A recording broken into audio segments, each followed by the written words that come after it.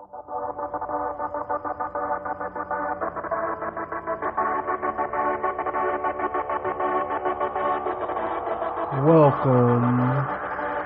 to PSA News.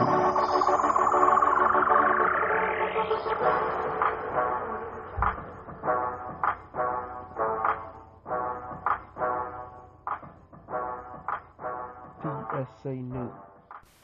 Welcome to PSA News, where we bring you news that will change the views of viewers like you and hopefully the world too. I'm your host, Antonio Fisher. We have an awesome show for you today. We have some hot topics that we wanted to discuss. Then I have a special guest that's going to be co-hosting with me. So I want y'all to stay tuned right after these little quick breaks.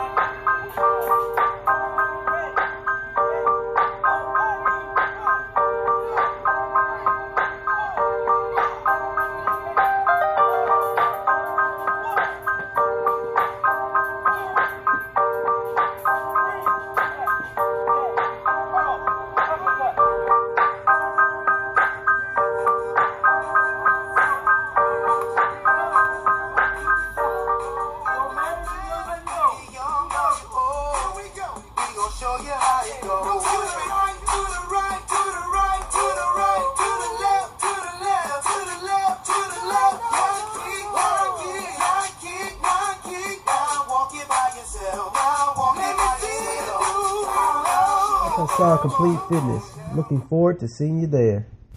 But now it's time for our hot topics, where we're going to challenge your minds and we're going to bring awareness to things that are happening within our community and events that are happening all around the world. But before we start that, I want to introduce you to one of my main men, my true blue. He's going to help drop some knowledge on these topics. So all y'all, welcome Craig Holder. My brother, welcome. Thanks for having me, brother. This is my main man, Craig. We're going to start off with our hot topics. Our first topic will be talking about violence in America.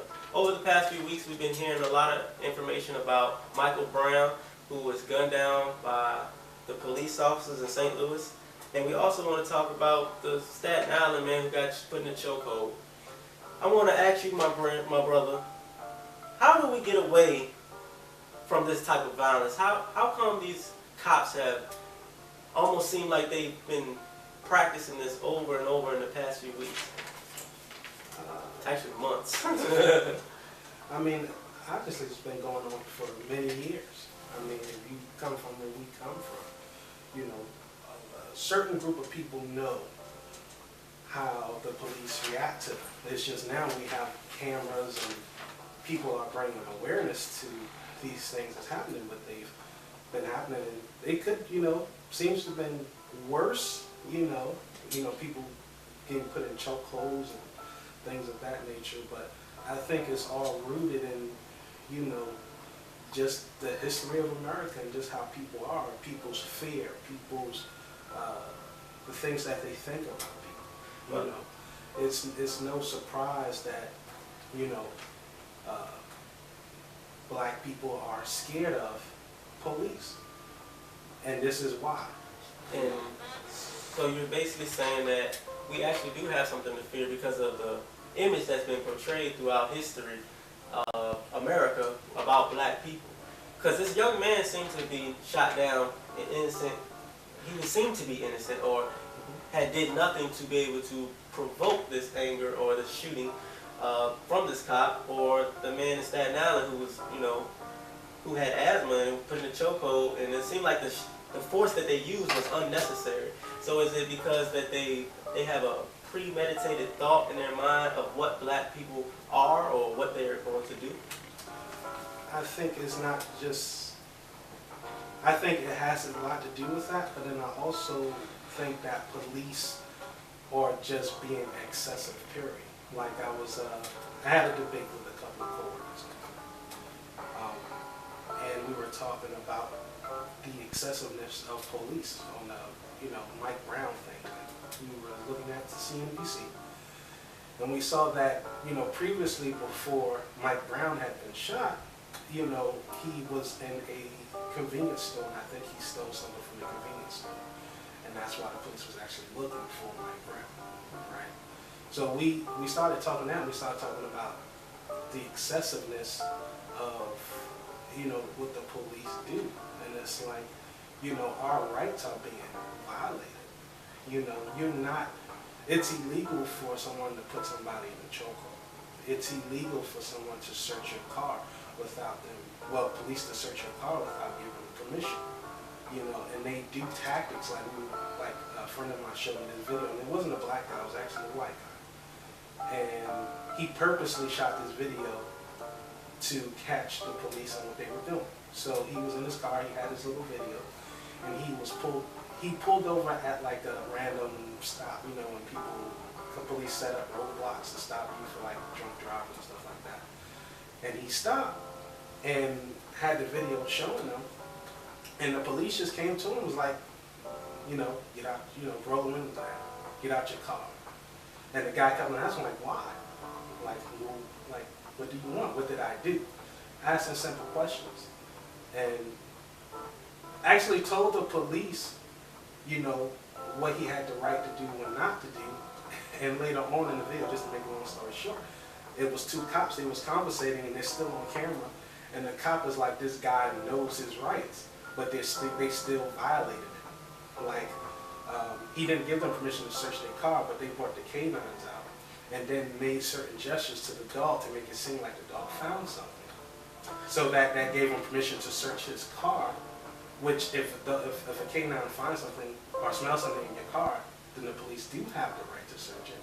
But they gave gestures to the dog to make it seem like there was something there when it wasn't. So basically, what we're discussing is the cops that are meant to protect and serve the people are the ones actually violating the rights of the people.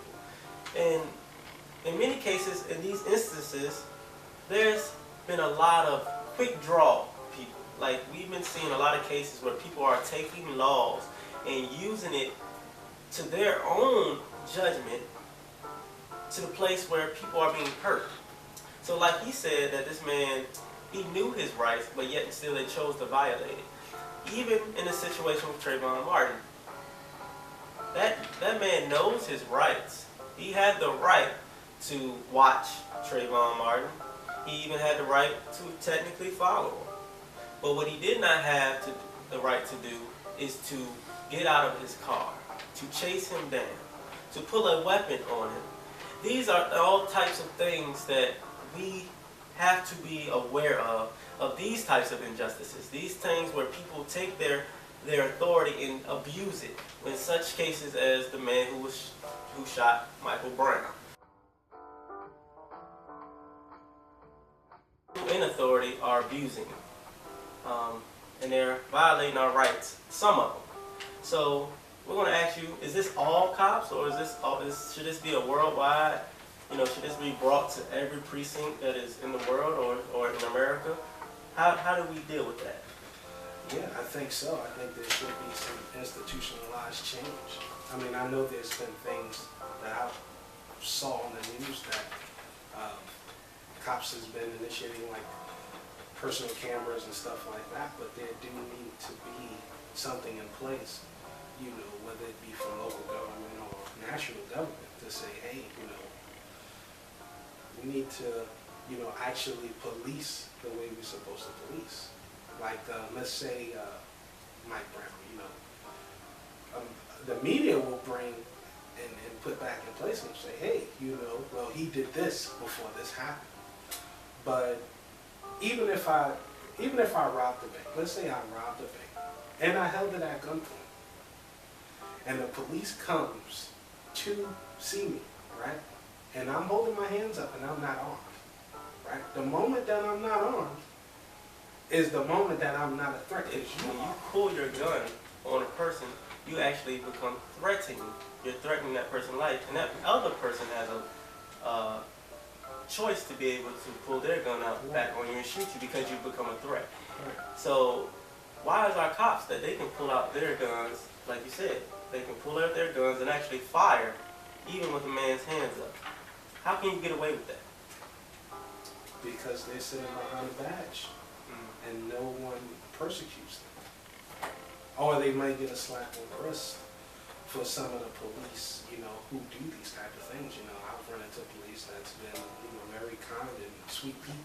Yeah, and we want to let everybody know it's not all police. We are talking about those who abuse their authority, those who are meant to serve and protect, but they're hiding behind their badge, more corruption than most of the criminals out there. So we're talking about, not get us twisted when we say that we're talking about all police. But this is just because it's been an increase that we've come to understand and know about. So So with that being said, I think that, some people they can't comprehend the police breaking the law. Will assume that, that someone's always aggressive towards the police person. And that's not always the case, especially black people. Like, to bring awareness to it, to America, black people have an ingrained fear of police. So we don't talk to police like other races do, right? Because we know how they've been towards us historically. Not every policeman, but you definitely hear stories.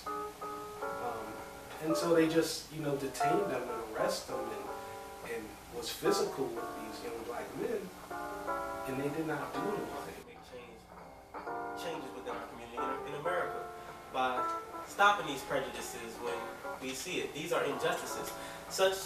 What we're demanding, and what I hope to see, is that this officer will be brought to trial because he used excessive force. And I do expect our government, their precinct, to handle it accordingly.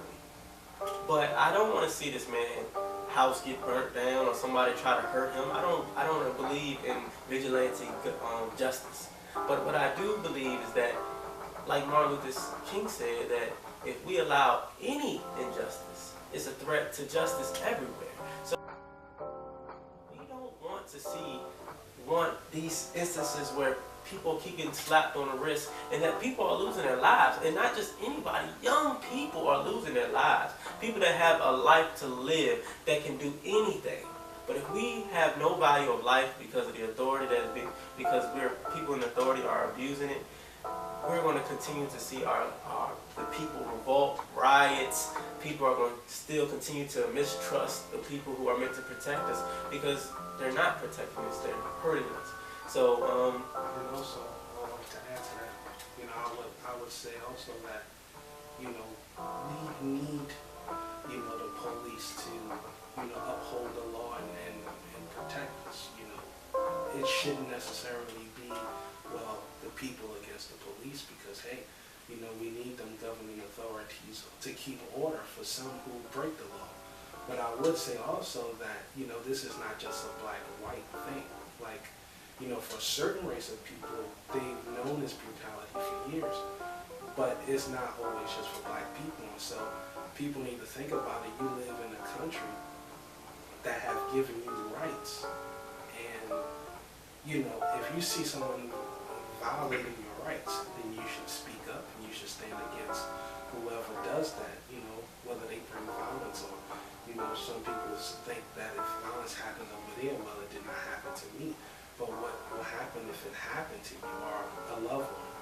Then what would you say? Then you will have a whole different, view on these things. And so, I'm glad that awareness has been brought to this. And I think that, if you're going to persecute someone for breaking the law, then policemen should be persecuted as well. There shouldn't be a race thing. So when someone commits a crime anywhere, we should be able to stand out and say something needs to be done. We should demand that something should be done because we have that right, because we have a right to be protected within our home country. We should not be at war against ourselves, but yet and still we are.